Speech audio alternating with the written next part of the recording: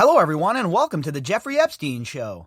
I'm your host, Bobbycapucci, and this is Daily Drop number 317.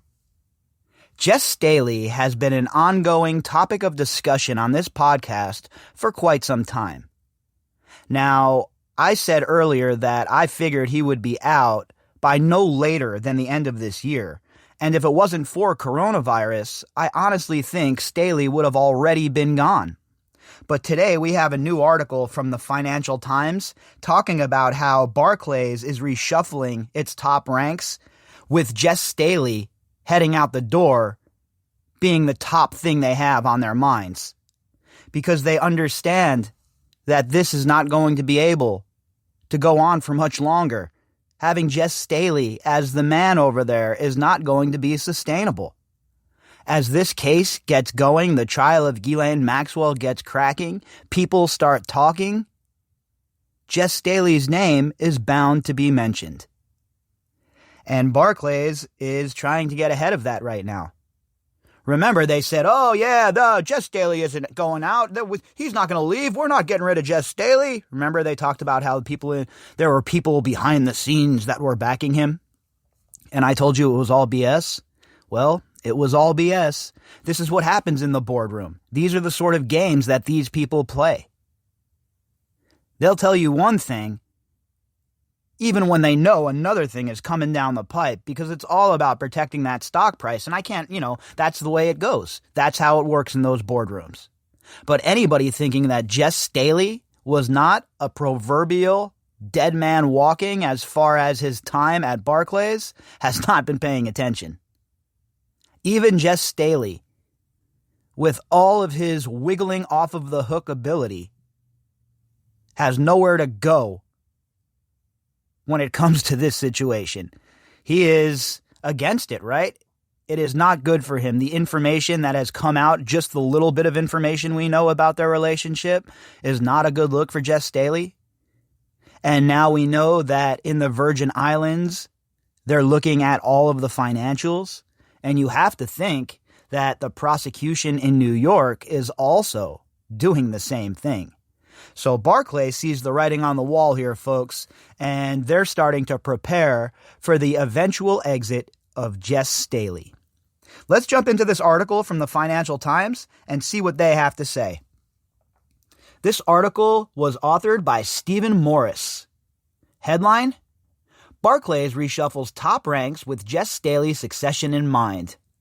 Two senior lieutenants given roles at investment bank, putting them in direct competition to replace outgoing chief executive. So they're saying it right here at Financial Times now.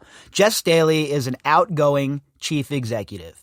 He's not somebody that has any staying power. His time has come. And if it wasn't for this coronavirus outbreak, this pandemic, then Staley would have already been gone, in my opinion. Barclays is under assault from inside forces and outside forces over Jes Staley and his role with Jeffrey Epstein, and the heat is obviously becoming way too hot. Barclays has reshuffled its highest ranks as the internal contest to succeed chief executive Jes Staley gathers pace, naming two of his top lieutenants to senior roles overseeing the investment bank.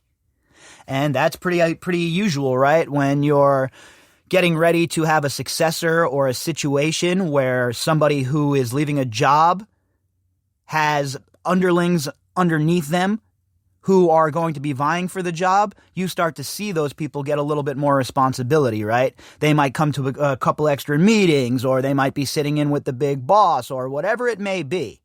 But you understand when you're in a corporate environment when the writing is on the wall. And Jes Staley most certainly knows his time is coming. On Wednesday, the British lender named Talib Shah its new chief risk officer after the incumbent C.S.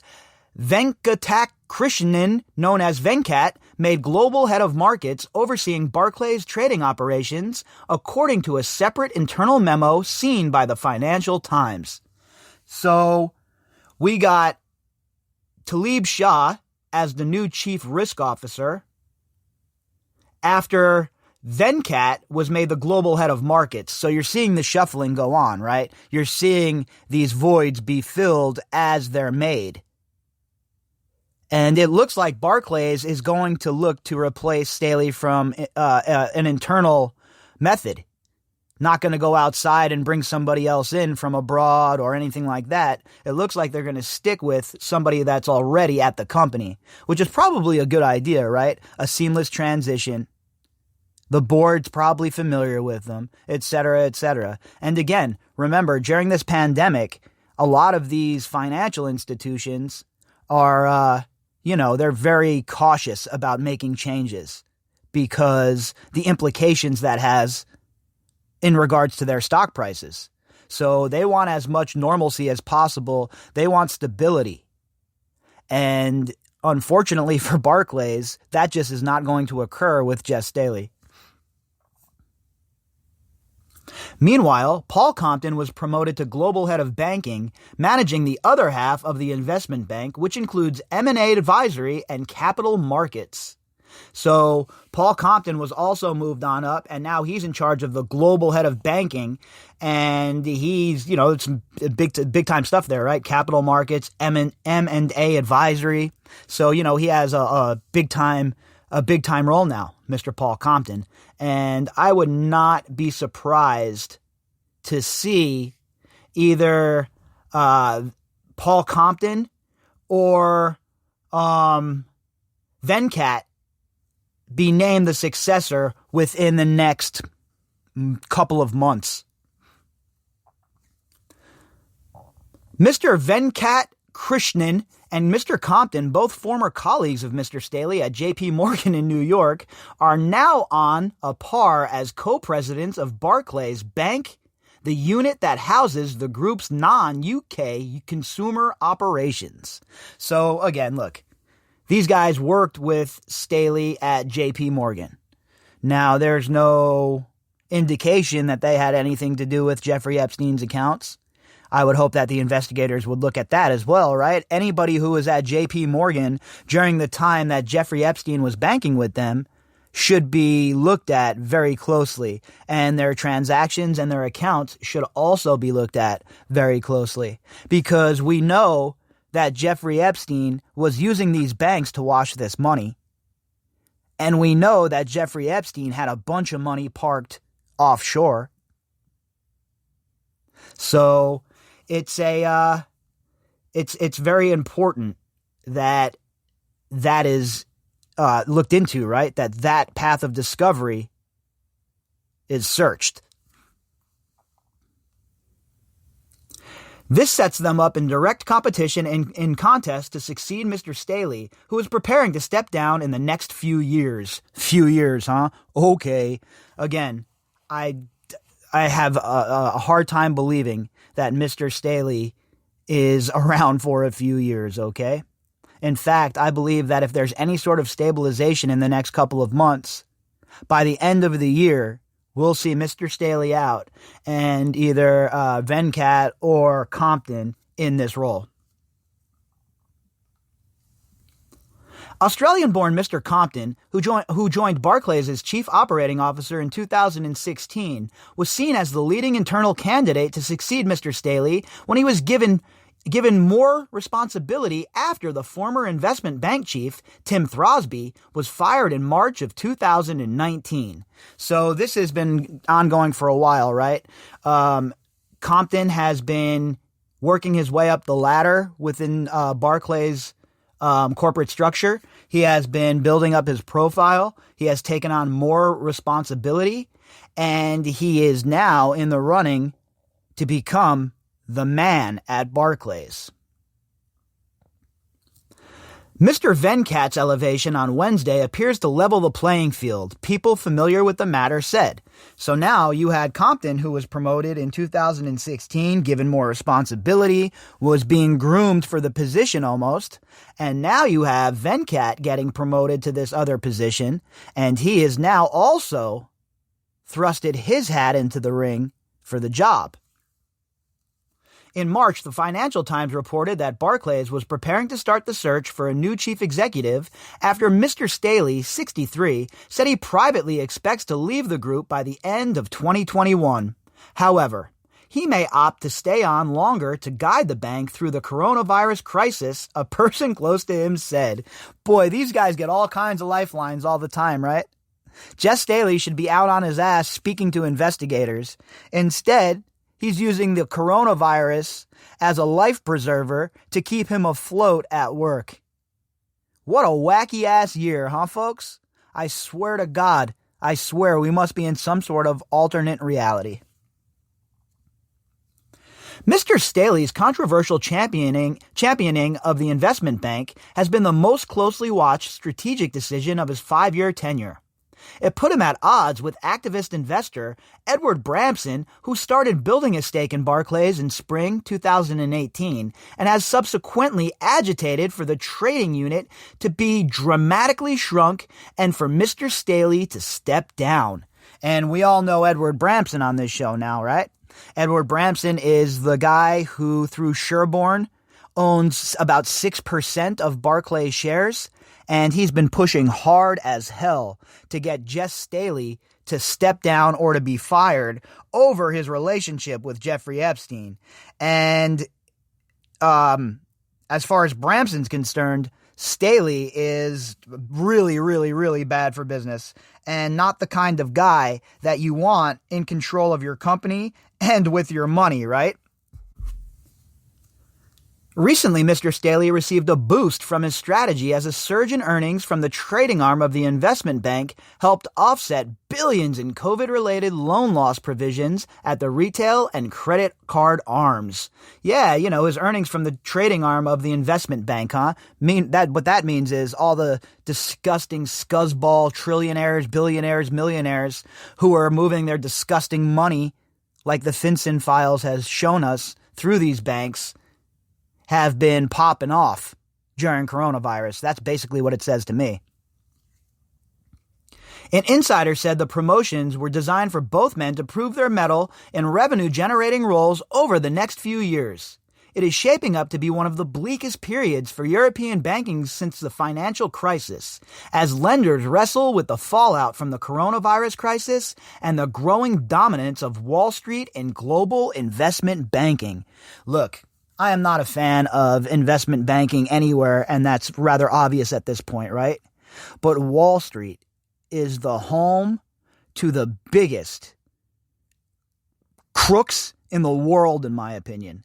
And not everybody on Wall Street, right? And not everybody in banks. I'm not talking about low-level bank tellers or middle management. You're running a banking franchise. You have yourself one bank you're the manager of. You're not privy to this shit. You're not somebody who's in these board meetings. You're not somebody who's meeting with Jeffrey Epstein to move his money. This is about the people at the very top, just like it's about the people at the very top at the FBI and the CIA.